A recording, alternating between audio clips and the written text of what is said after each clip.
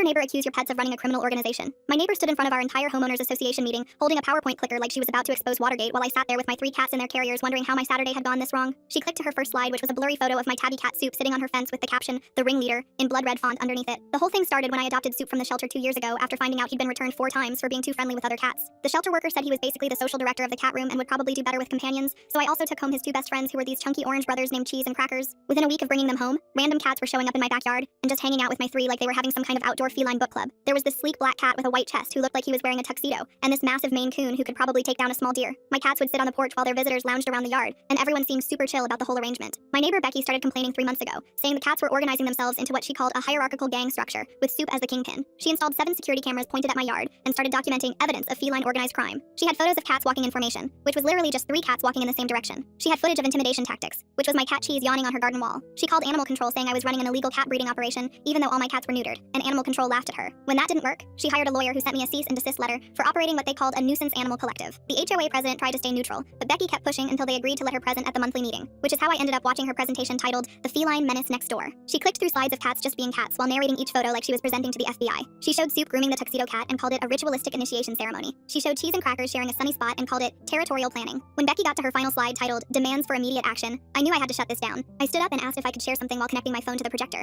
Becky protested, but the HOA president let me continue. The first video I showed was from my security camera pointed at Becky's backyard at 11 p.m. the previous Tuesday, showing her in pajamas and garden clogs setting out a full buffet on her patio. We're talking multiple plates on actual china dishes like she was hosting a dinner party for cats. Wednesday's video showed her putting out salmon fillets on decorative platters while calling, "Here, kitty, kitty, kitty," in this high-pitched voice. Thursday's footage showed her with 12 cans of tuna arranged in a perfect circle while sprinkling catnip around like she was performing a summoning ritual. Friday's video was the best because she'd set up restaurant-style heat lamps over food stations and was using tongs to portion rotisserie chicken onto individual plates. The entire room went dead silent watching Becky essentially running a 5-star underground cat restaurant, complete with mood lighting from solar stakes arranged around the dining area. I clicked on yesterday's video where she was out there with a wine glass in one hand and freeze-dried salmon treats in the other, personally hand-feeding the tuxedo cat while baby talking to him about being such a handsome, distinguished gentleman. The HOA president cleared his throat and slowly turned to Becky, whose face went from angry red to ghost white. The treasurer broke the silence, asking, "Wait, are you saying she's been feeding all these cats while complaining about them being in her yard?"